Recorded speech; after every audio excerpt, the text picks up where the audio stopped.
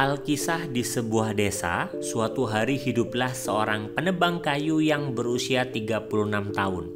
Kondisinya yang masih bugar dan sehat ditambah dengan kekuatan fisiknya yang prima membuat dirinya mampu menebang 12 pohon per harinya.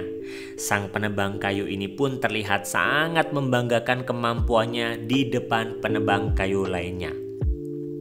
Suatu ketika, kebun yang biasa tempatnya bekerja ditutup karena bangkrut. Penebang kayu ini pun kehilangan pekerjaannya, maka dia pun kemudian berkelana dari satu tempat ke tempat lainnya hingga akhirnya dia menemukan calon pemilik kebun yang mungkin bersedia menerimanya. Dia mendapat kabar bahwa sang pemilik kebun ini adalah seorang pedagang kayu yang pandai dan bijak. Sang penebang kayu pun merasa bahwa ini adalah tempat yang pas bagi dirinya untuk bekerja. "Hei, apa kelebihanmu?" tanya sang pemilik kebun. "Oh, fisik saya sangat kuat dan saya sangat bersemangat. Saya mampu menebang 12 pohon dalam waktu sehari," ucap sang penebang kayu dengan sangat yakin.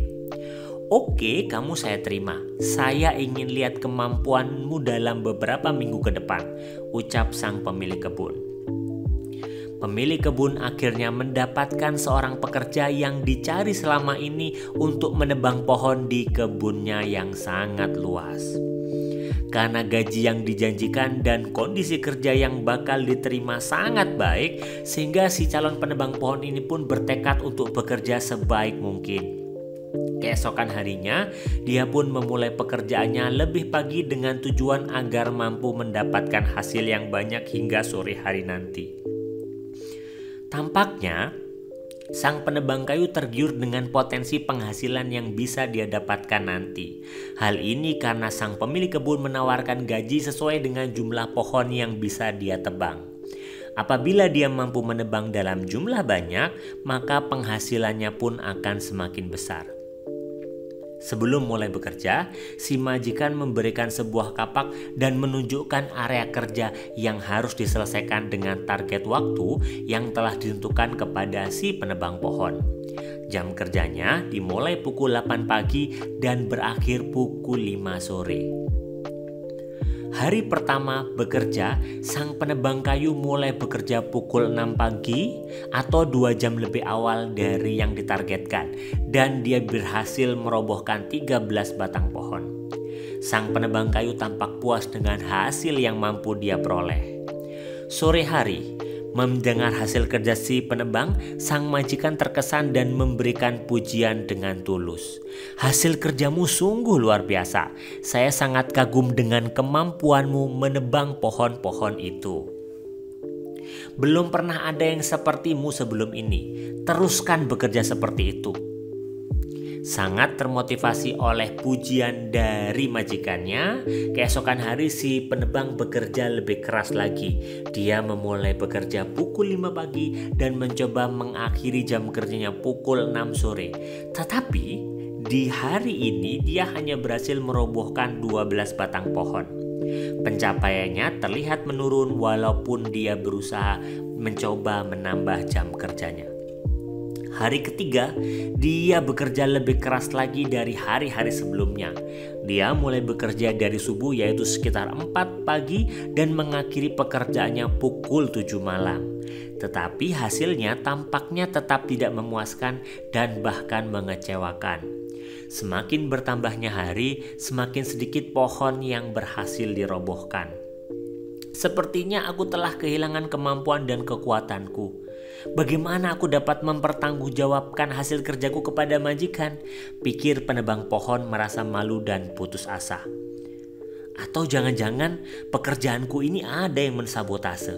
Jangan-jangan bos mencoba mensabotase pekerjaanku karena dia takut aku mendapatkan penghasilan yang sangat banyak." Pikiran negatif pun terus bermunculan dalam dirinya. Dengan perasaan tidak enak dan bercampur amarah, dia menghadap ke sang majikan. "Mengapa hasil kerja saya menurun ya, Pak?" tanya si penebang kayu.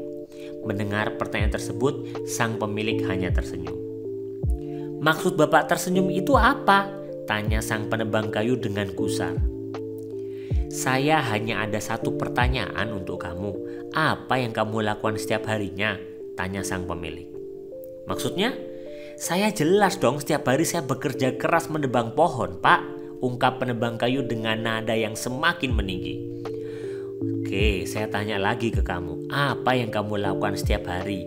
Tanya sang pemilik dengan senyuman tersungging di bibirnya. Loh, kok tanya lagi sih, Pak? Sudah jelas dong, saya bekerja siang dan malam di kebun Bapak menebang setiap pohon. Oke, saya tanya sekali lagi dan pertanyaan saya akan saya perjelas ke kamu ya. Apa yang kamu lakukan dengan kapak yang saya berikan ke kamu kemarin?